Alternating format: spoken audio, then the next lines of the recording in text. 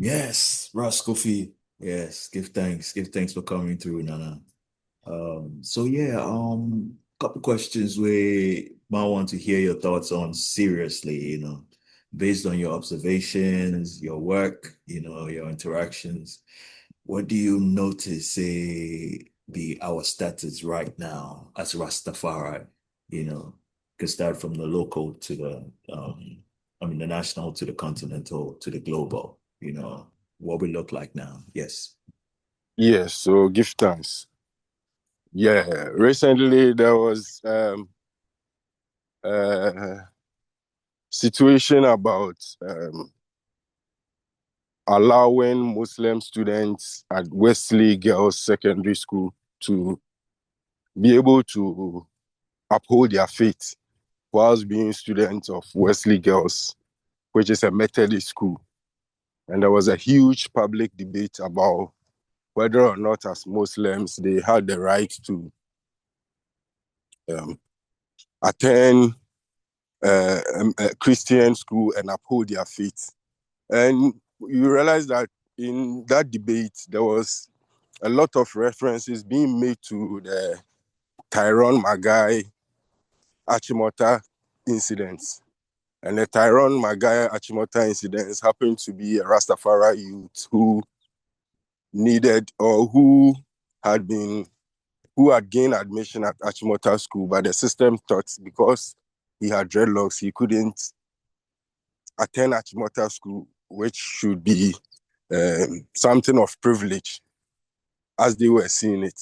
Yet, when the issue went to court, the court really upheld the youth's right that Rastafari as a religion is not or would not bar a student from accessing education in its full rights. So that, for me, once upon a time, we have we see Rastafari as a minority group, a people whose rights are mostly upheld, people who are often discriminated against. But at the passage of that landmark issue, court case, now there is reference to that. And currently, when students go to school with their dreadlocks, the school only asks for a letter for confirming their Rastafari family. So that also goes to tell that anytime we stand up to agitate for our rights, um, as Rastafari, we are like the United Nations or whatever international laws does not forbid us from practicing our faith. And so um, on the global level, I see that Rastafari is gaining huge popularity, especially among the youth, teens getting into their youth age. There are music genres which once upon a time we would say were not dominated by Rastafari, especially here in Ghana. Now we have trending hip life, trap, and some other musical genres. But it looks like together with the reggae dancer, all these artists label themselves as Rasta, Rasta, Rasta.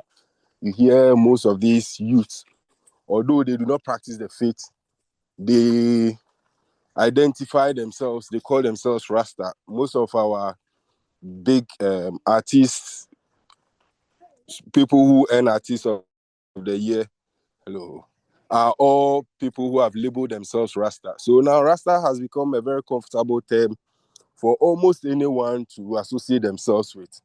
And you can say that Rastafari is becoming very famous.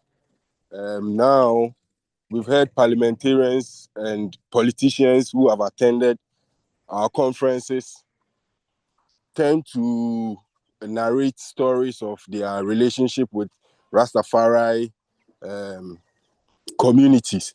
And most of them tend to speak very positive about their um, memories they have with Rastafari, people of the Rastafari community. And so Acceptance. Once upon a time, you sit in a trotro and it doesn't look like the next person wants to sit close to you because you are Rastafari. Currently, you see that changing notion. It's like you pass every corner, Rasta, Rasta. People don't care or they barely know your name, but they try to identify you as Rasta. They call you, even if they don't know you. So within the community, you see the acceptance of Rastafari. Yet, I think there are still some stereotypes in how Rastafari is still perceived, which sometimes has to do with the media. The media, whenever they cite an incident where a dreadlock person happened to be part of, they may end up saying Rasta has caused this or that. And so the challenge to also distinguish Rasta from dreadlocks is also one issue of concern. Another time we may want to look at, because there are a lot of people that have chosen to wear dreadlocks for one reason or the other, and the general community thinks dreadlock equals Rasta, and so now it looks like the Rastas. There are a lot of us. You see, almost every corner you pass, you see a dreadlock youth, male or female. Yet, for I who say Rastafari, I think Rastafari goes beyond like having dreadlocks. For for people who belong to Rastafari organizations, and once I know who identify as Rastafari, who call themselves Rastafari, I think for them, Rastafari go beyond dreadlocks. And so if somebody say, what is the state of Rastafari here? If we want to sieve the dreadlocks from the Rastafari as people who belong to Rastafari, I would say yes, Rastafari organizations exist. And here in Ghana, you can see organizations are growing stronger. You would think that with time, maybe we need to own a larger land space and maybe have a greater number in our organizations, but that has not been the case. The numbers are not as encouraging than it used to be. The numbers, they look the same. Looks like we keep a consistent number for decades.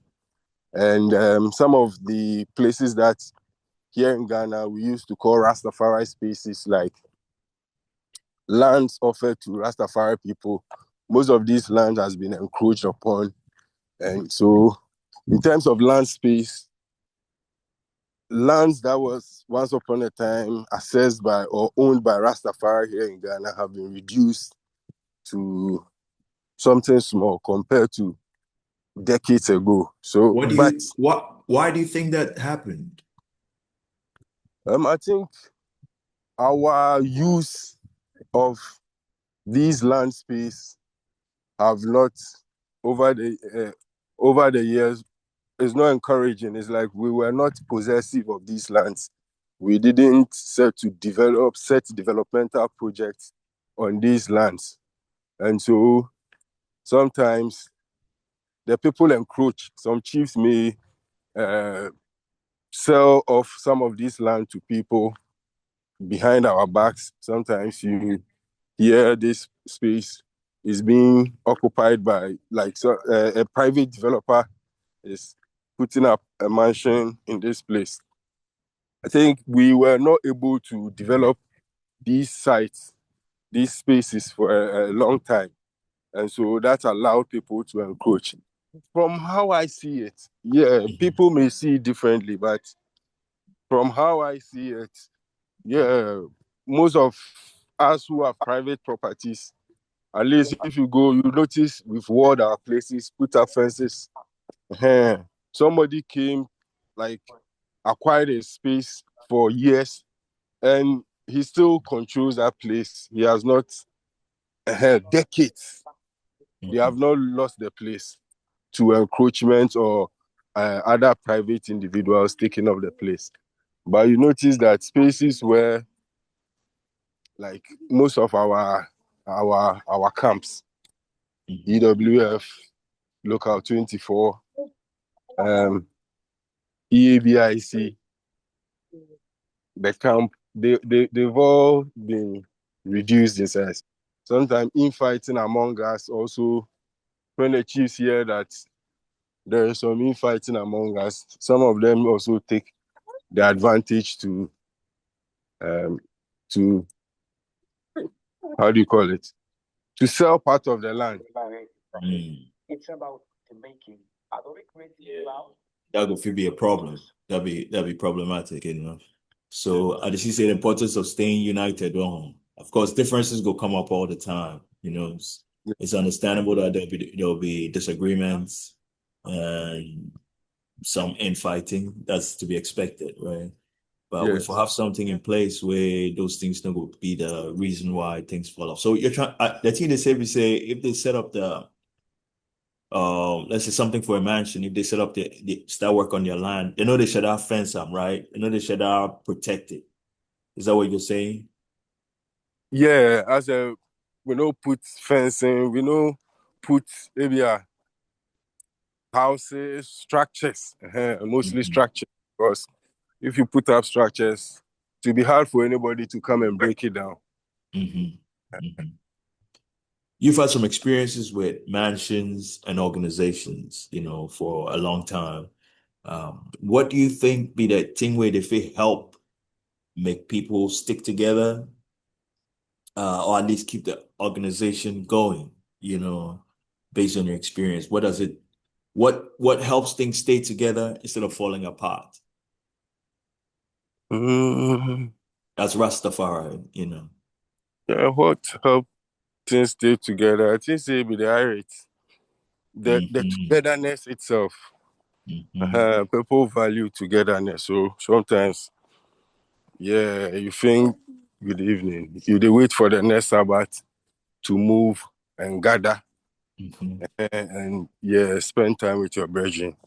But then as we they come together, we begin to ask ourselves, how can we make a greater impact with the togetherness? So that be where, for some reason, projects, you know, they again see the kind of success that in the individual projects they see. That don't mean say individual projects, you know, they fail. Yeah, most individual projects they fail, but I they see say there's that sense of ownership of the problem and its solution when it's owned by an individual compared to when like it's owned by everyone. What do you think be some of the things we go fit do? Obviously, it means say we will be on the same page as much as we can. I say to me, or maybe I say on a Yeah. certain level together. Yes. Well, before I Yeah. come to this, you know, in assessing the impact, there are I think say like our apart from the how people perceive us and the social impact we have made with respect to our advocacy issues, there is this like growing consciousness for Black pride, like African identity, acceptance, and all that. Where you see say Rastafari has played a significant role. A lot of the people who there are certain days and occasions that they call out for cultural activities and all that. And whilst the people step into their cultural, like things that they do that they think say be cultural, they end up saying, hey, did they look Rasta? Yeah, for instance, if an African woman keeps her natural hair. Mhm. Today, she dey wear some African clothes. You Mhm. will see, say she dey tell in friends, say, hey, like, today, and then my Rasta. And I say, her friends associating her with the term Rasta. So, I think, Is it say, good or bad? that be some positive impact where, Good. yeah, the movement make to create the impression, say, Black Pride, you can associate this group with Black Pride, the Mhm. African embrace of the African identity and love for self, like a return to source and those things. I think it's very good that Rastafari has achieved that, like, and is associated with those things that are positive for Africans or Black people.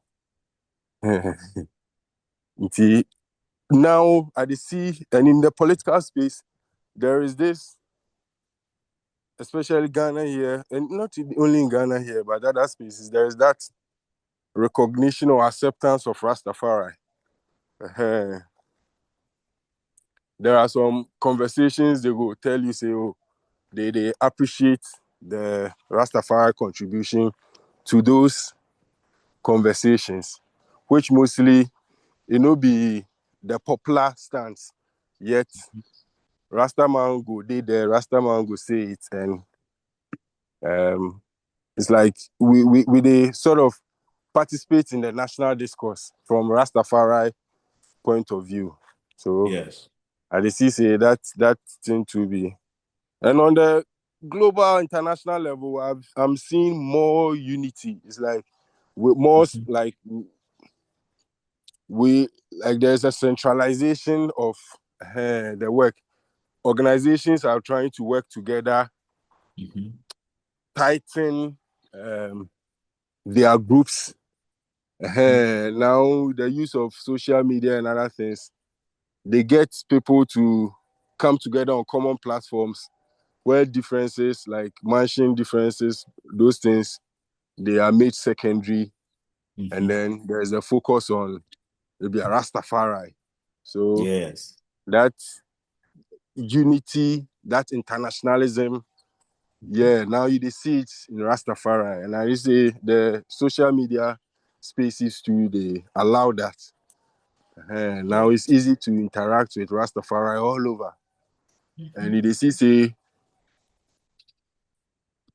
yeah, it's like there is this common bond.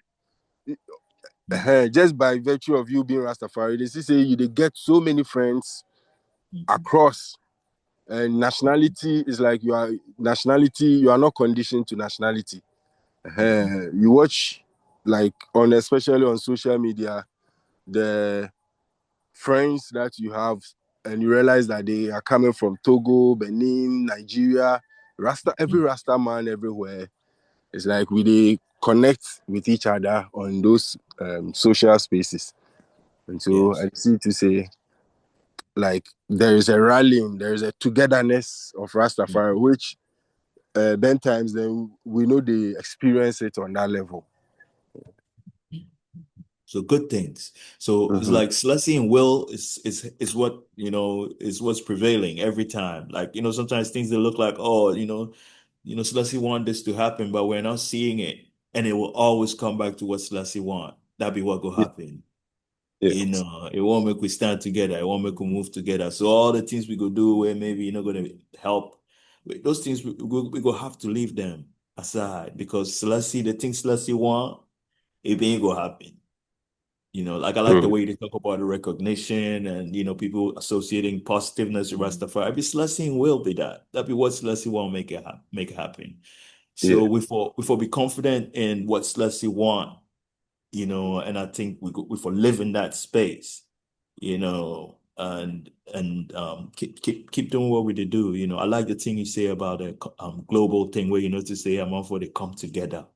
Like it's centralized around Haile Selassie, right? It's not necessarily about where we did this country or we did this organ, this mansion or whatever. It's about Ahimfuhin and Ankasa, right? Yes. As a uniting force. So I think we for take that seriously, and thanks for bringing it up. Yes, yes. So is there anything else you want to touch on a little? Because there are many directions we go fit go, Maybe one last one I go fit ask be say, how do you think we go fit work better together as a continent of Rastafari people? They need to work together on a continental level, is very important. It should have been easier because you notice we have some of these Rastafari mansions, they have chapters in, like their goal was to set up chapters in different countries or regions. So for instance, the 12 tribes of Israel, yeah, you have a strong 12 tribes of Israel Ghana chapter. And so even if for all on the continent, all Rastafari who identify as 12 tribes of Israel, they should have a common umbrella where the Ghana chapter is working with the Togo chapter, the Benin chapter, South Africa chapter, and all that. So we have a united 12 tribes of Israel, or 12 tribes of Israel working on the continental level. The same can be said of EABIC. Say we get Bobo camps in Ghana, we have Bobo camps in Nigeria and other places. So if these camps should be united and should work on a continental level with their camps, that means this part of the mansions, they are also united. And then we can emulate the council.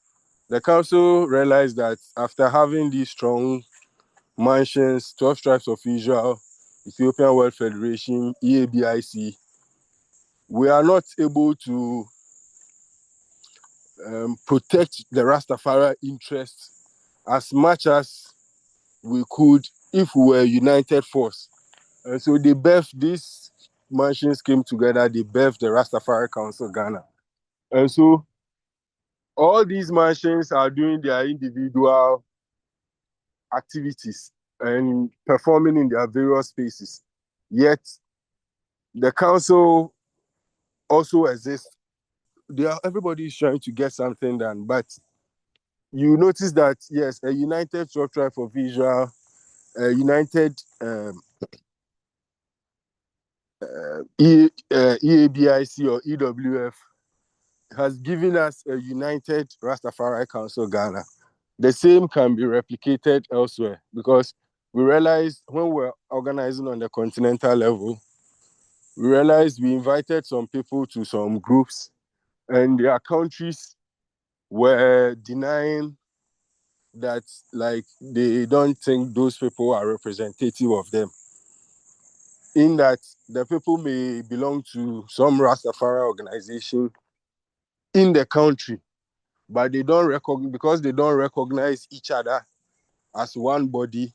If one participates in an international event, we cannot say that, well, then the country was represented.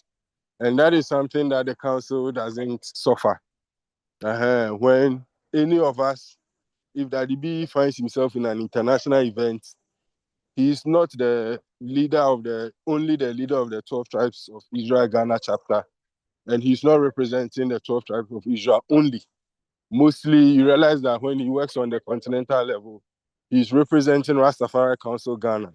And there is no Rasta man, because of the work that the council has done over the years, there is no single Rastaman organization who can say that his position, he doesn't represent me or he doesn't represent my interest.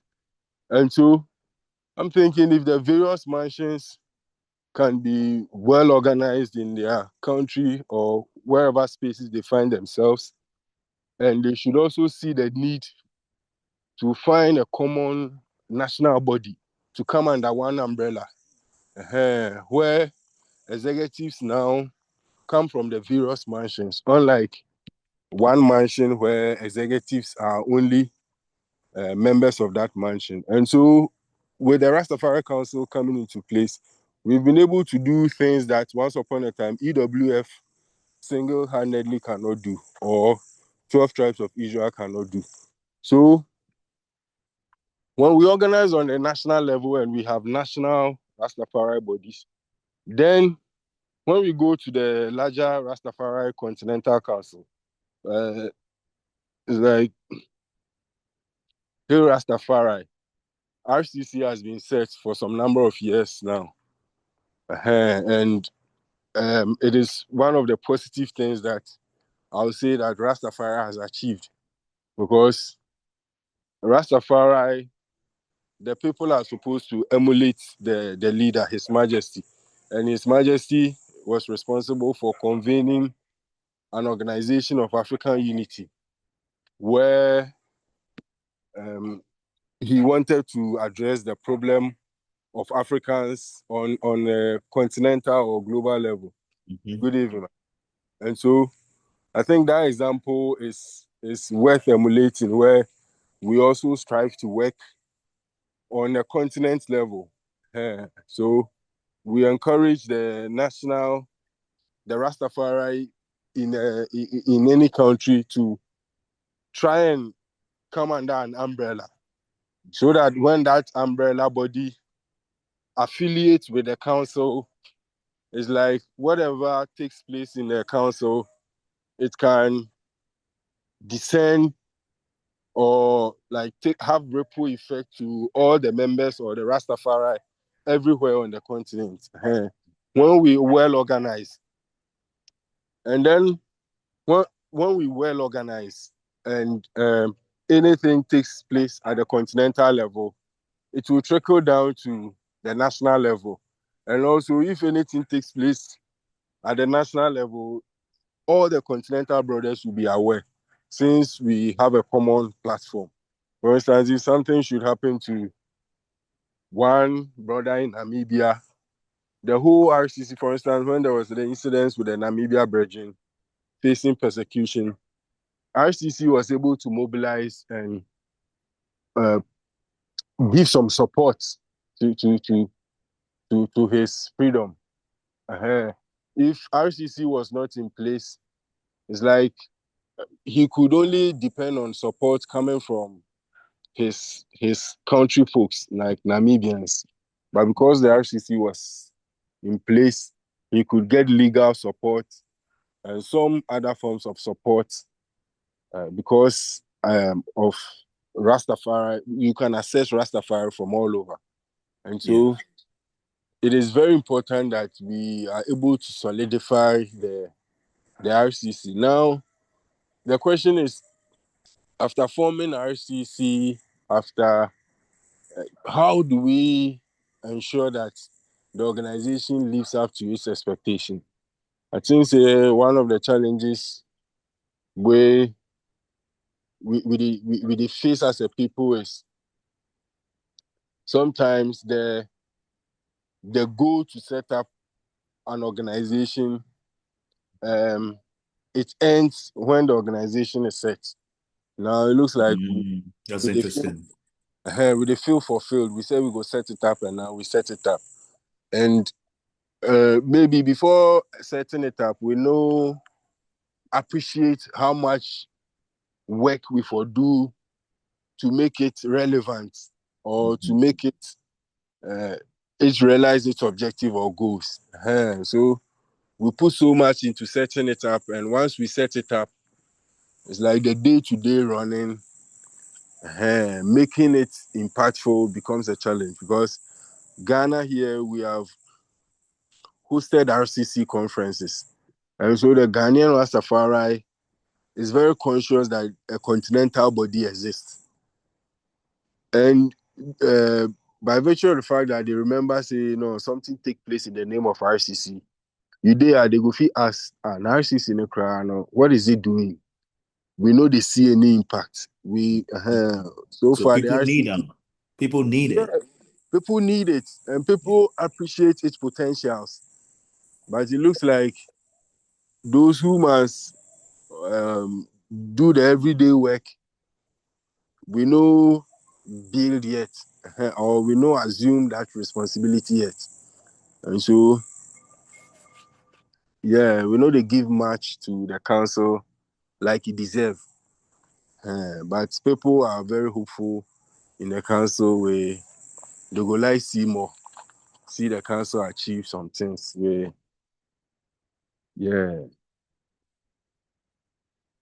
See, Yeah. Yeah, working together on a global level is very important. And I dey see to say one of the spaces where um, most organizations they thrive and they feel achieve international outlook be the campuses, especially the university campus.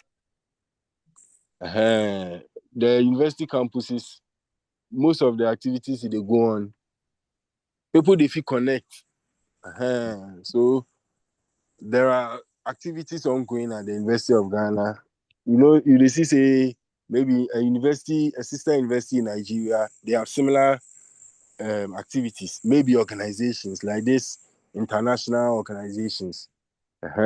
They have a branch in this country. They would like to have a branch here. The PPAGs, the Red Cross, the Amnesty International, and all that. They try have branches in every tertiary university campus. And I see say that be how most of them too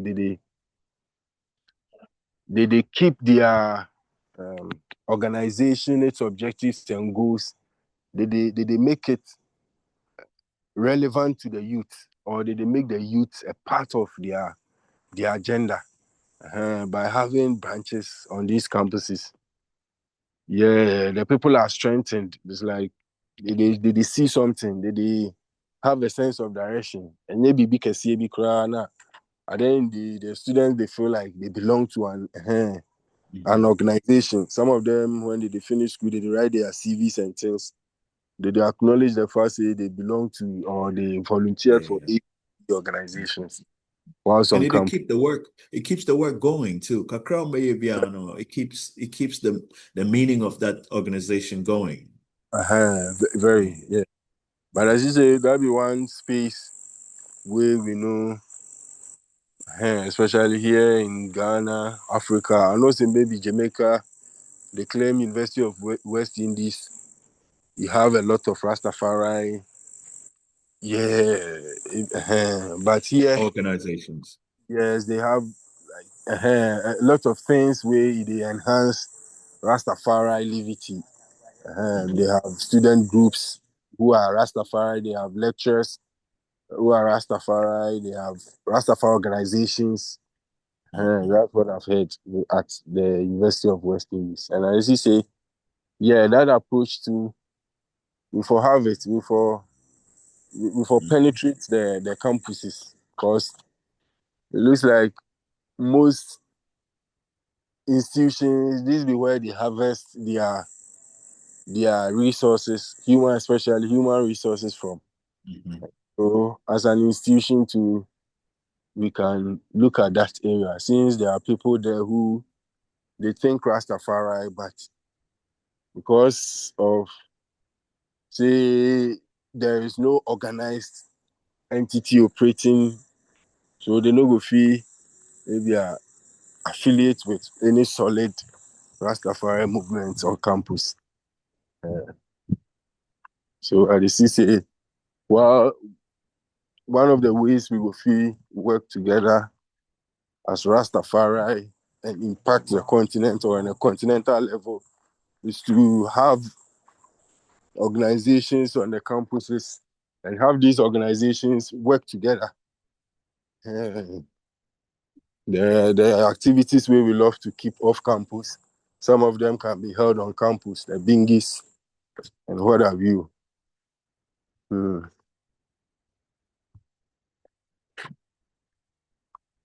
For that. Thank you so much for that one because it's something that maybe a lot of people be interested in, but they know to think about for now. So I think say if we see how we go fit actualize that. I like the way you just say they go fit coordinate that way they go fit have things happening across the continent. Because university in Togo, university in Burkina, university in Cote d'Ivoire, university in Kenya, Mhm.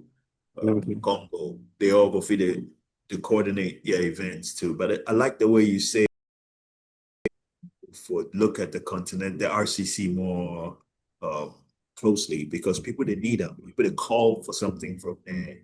So Yeah. we'll find a way to actualize that thing. And I like how you say maybe the objective was to set it up, And after that, there wasn't any the zeal to actually work with it from day to day, sort of like was minimal. And to yeah, let's find out a way to,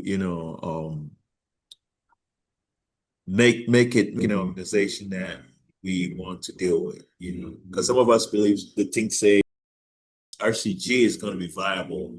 It'll depend on how the RCC be. If any national organization is going to be viable, the continental thing for be very alive, very robust. Yes, yes.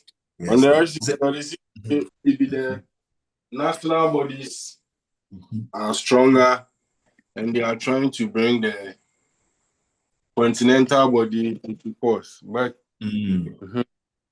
and this is a like mostly activities. Yeah. Mhm. It being